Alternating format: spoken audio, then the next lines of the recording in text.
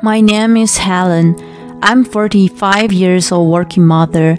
I graduate with an associate's degree and work for a local real estate agency. I'm a professional with 25 years of experience.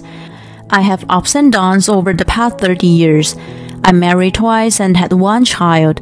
My first marriage was in my 20s. But my ex-husband was involved in a tragic car crash and passed away. I was so devastated that I thought about following him. At such time, my current husband, Ken, who was 2 years my junior, consoled me and gave me hope to move forward. He was the worst salesman working in the same office as me. But I thought he was cute. Well, the cuteness I saw in him disappeared and turned into unreliability and triviality after we got married. He comforted and confided his love in me when I was done. "I'm in love with you, Helen. Please marry me. I want to make you happy again." It was easy to be lured by his tenderness when I was in the dark hole. 3 years after my ex-husband passed away, I finally accepted his continuous proposals and was married to him. 70 years have passed since then. Although I wasn't able to have a child with my ex, I had a son with Ken. My son, Tom, was already 15 years old. He was a high school junior, working hard on his project for national science research competitions. I had a turbulent life, but I found happiness once again. At least that was what I thought until a year ago. The change came when we had to decide what to do with Ken's mother. "I want my mom to move in with us. I worried about her being alone and lonely at home," Ken suggested when his father passed away. "We have a spare bedroom we hardly use, you know. It can be her room." I contemplated. It was true that there was a spare bedroom rarely used, except for occasional guests, but if I had to live with my mother-in-law, it was a different story. I didn't want to create a disturbance in Tom's study either. "If my mom could take up on the chores, you'll have more time to take better care of Tom. She can even prepare late-night snacks for him," he said simply. When Tom stayed back at school with his research team, he always had to eat fast food for dinner.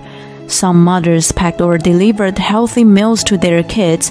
I work every day, so I always felt bad for not being able to support him like the other moms. If Karen could do that, Tom wouldn't have been happy for sure. Not only in a calculating sense, I could sympathize with the loss of her husband. I knew too well how they felt to be left behind. I wanted to ease her grief by letting her live with us. And then, Karen moved out of her rental apartment and moved in with us one day. However, it was such a mistake. As soon as she moved in, both she and Ken changed drastically. "Here, darling, open your mouth." "Thank you, Mommy." Karen took a spoonful of mashed potato and brought it to Ken's mouth. Yummy. "You always liked mashed potatoes since you were a kid, sweetie." I understood her love for her son, which she generously gave to him. But was this acceptable for a 70-year-old mother to do to a 44-year-old son? She fed Ken like a baby. Ew.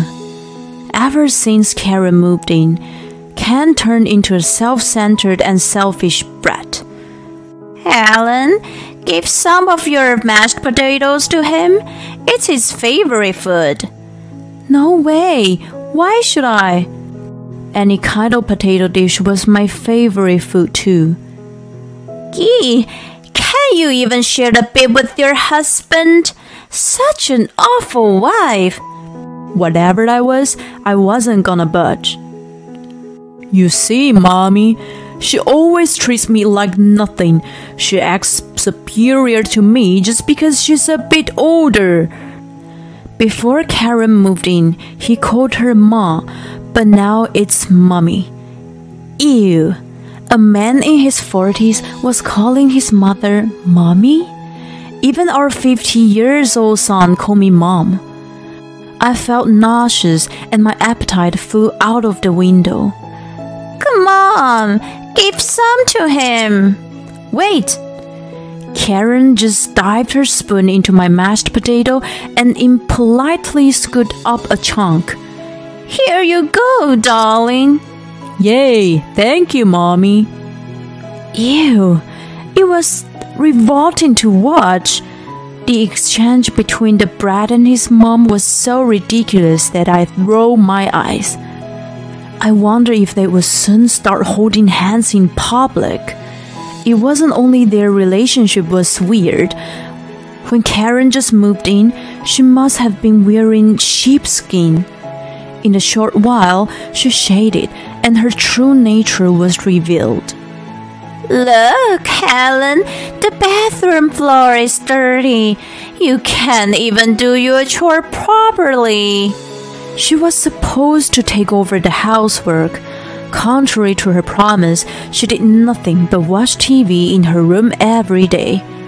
And she criticized the way I did things.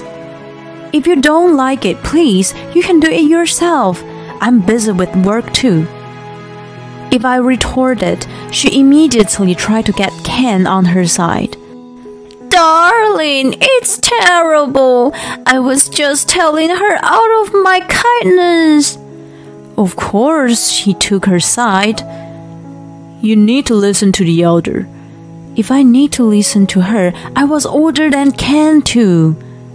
She did absolutely nothing to help with the housework, and of course, she never even tried to prepare Tom's late-night snacks. On the contrary, she disturbed him while he was focusing on his research. Karen turned on the volume when Tom's working. It's too loud for him to concentrate. She didn't flinch, even thought I complained harshly. What's wrong with you? My hearing is bad. Let me watch it as loud as I want. She countered and then, he's not focusing hard enough if TV bothers him. I'll tell him. Tom, come here for a sec. She made an illogical accusation against him. Stop it! I tried my best, but she never cooperated to reduce the noise. Tom had no choice but to work late at school or his teammates. Karen didn't like that. She kept calling Tom's cell phone that Ken gave her without his permission. Tom, why are you still out so late? Come back right now. Such unreasonable treatment wasn't good for his education and morals. When I took the phone away from her, she started yelling at me. It's your fault to begin with. Your lack of discipline makes him too carefree. I'll teach you a lesson along with Tom. I ran away from Karen, who was hysterically screaming at me, and took refuge with my neighbor. No point hiding from me. She barged into some of my neighbors and ended up having a quarrel with them. Seriously? It was the worst idea to let her move in. I regretted the decision so much. But even if I kicked her out, she didn't have a place to go. She could go to her sibling's house, which was hours away from the nearest town in the middle of nowhere. She strongly refused that she would never live there. Her retirement was meager, and she didn't want to work on their farm to survive. Nevertheless, the situation as it was, our family was going to be ruined. I made up my mind and demanded, please move out of this house. I will find you a place to live through my work. Karen was stunned at first, but then she smirked. Who decided such a thing? Ken hasn't mentioned anything to me, right, darling? I don't have to move out, do I? She cooed as she leaned against him. You know, we need to put some effort to be patient living together. He took her side. She's also been putting up with a lot of things. You two should be more considerate. It's terrible of you to just kick her out. What kind of consideration did she ever show? I was determined to have her leave. Then she mentioned something odd. If you don't want to live with me, you leave.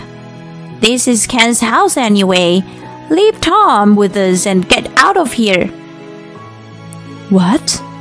I couldn't fathom what she was telling me. I was the one to leave? From this house? He worked hard to buy this place. You might want to argue that you work too, but I doubt that you make enough to buy such a house. You took an advantage of being older and looked on him. But I won't let you do that anymore. Ken was fidgeting next to his mother, who was yelling and spitting in my face. Darling, do you agree with me? Well... Before he could continue, she interrupted. Why do you think I let him marry an older and used woman like you in the first place? She suddenly changed the subject. Only to have you bear a child. Otherwise, I would have never agreed to this marriage, you ex-widowed used woman. She called me used? I couldn't believe it. Wait, how rude are you to call me that? It's the truth, isn't it, darling? I expected him to finally scold his mother, but it was wishful thinking. Well, Mom used to say I need to get married and have a son with whoever. To be honest, I did think it would be easier to lure a sad widow woman. He said without a care in the world. I would have preferred a younger girl, but she said it was better to have an older woman who was out of her prime. Are you serious? I was flabbergasted. The way he approached and proposed to me, everything was orchestrated by Karen? It didn't matter who, as long as she could be a tool to produce a child. Tom's already grown up, so you're not needed anymore. Leave him behind, and you get out of this house, she said triumphantly. I will discipline him from now on, and raise him to be an impeccable man. I saw my 17 years of marriage burn to ashes in my head. Ken's affection and Karen's kindness were all fakes. The realization devastated me beyond belief. I decided to get a divorce then. But before I could mention the word, something happened. Karen's relative passed away, and there was going to be a funeral. Her relative also lived in the middle of nowhere, so it was impossible to return on the same day. There were many customs in the area, and it was going to take at least a week to finish. Ken was able to take a paid leave even at the last moment of notice. Since he was the worst salesman in the company, there was no difference if he was there or not. Incredible. I was impressed in a weird way. Karen wanted Tom to come along, but this research team was having the final test on the model that week. I will bring him over once he is done. Well, I guess no other choice. You don't really need to come, though. As usual, her sarcasm never stopped. Tom will eventually inherit all the land, so he needs to meet everyone and learn the customs there. I thought whatever you say in my head and kept quiet. I was grateful for the greatest opportunity to act on my plan. Ken and Karen left to attend the funeral. 3 days later, it was the day of burial. Tom was done with his project, but we decided to stay put. Then I sent a text to Ken during the funeral. I'm divorcing you. Tom is coming with me. Goodbye. I guessed. He was too surprised to understand the seriousness. triple question mark, and only replied with 3 question marks. Karen called me 4 days after the text. "Hello? Are you guys back? You were gone for a bit longer." I answered. "Where are you?" She started ranting right away. "We can't get in the house. Have you changed the lock while we were away?" They were flustered to find that their key didn't open and locked outside with their baggage. I responded calmly. "That's right, I changed the lock. I can't let weird people get inside freely, you know." My spiteful tone irritated her. "What do you mean? Are you saying I'm weird?" She was outraged. "Not only you, but Ken too." "How come no one is at home? Where's Tom?" "He's studying next to me. It's a small apartment, but he says he can concentrate better without the noise." Tom was taking a break at that moment. He had to take a proper rest to study hard. I wasn't gonna be fastidious about it. We already moved out. It's so convenient to work for a real estate company. We found a nice place we could move in right away.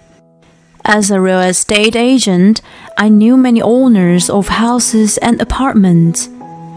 "You are very welcome to move out, but how dare you change the lock? It's Ken's house." She still hadn't grasped reality. "That's not his house, it's mine."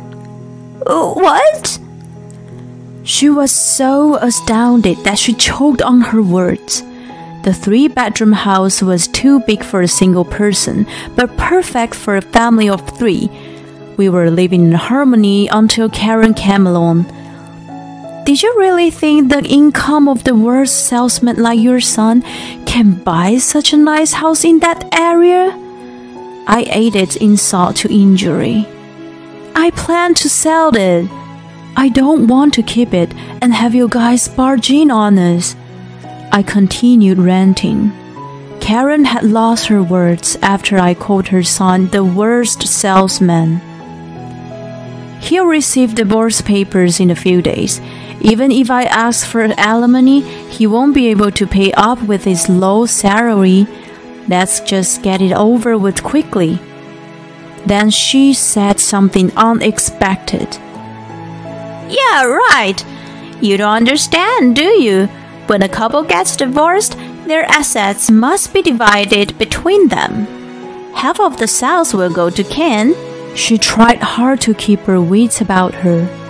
"Karen, I don't have to share the assets I had prior to the marriage." I laughed at her shallow wisdom. "I bought it with my ex-husband's life insurance." She was speechless at this unexpected provision of the law. "Do you get it? That's that then."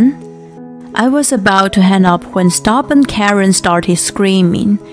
"Then return Tom to us! I'm not giving up the custody of my only grandson!" I turned the speaker on and let Tom join the conversation. "Hey Tom, your grandma says she wants to live with you. She says you can take her inheritance. What do you want to do?" He threw a magazine he was reading and said, "No way, I can't. That's out of the question. She and Dad are really weird. I shudder to think what she would do to me if I became the heir of her family." I turned the speaker off and said, "Here you go.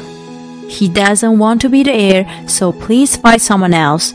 Although a son like yours, over 40, low income, and mommy's boy, will have a hard time finding a woman. Well then, take care." Ken and I got divorced. The lawyer I hired through my work connection managed to collect a good amount of child support in one lump sum. Ken supposedly consulted with different lawyers, but all had refused to take the case. It wasn't the kind of case he could have won in a lawsuit, and everyone knew he was the worst salesman. The house was sold on good terms using the full advantage of my career. Ken and Karen had lost their house. Ken shed Mommy's boy and no longer lived with Karen. She had no choice but to move to the middle of nowhere and was forced to work on the farm. "I hate Paige the most in the world," she used to declare, and I felt good to imagine her crying every day. I'll continue to work hard until my retirement. A good life with a full pension is just around the corner.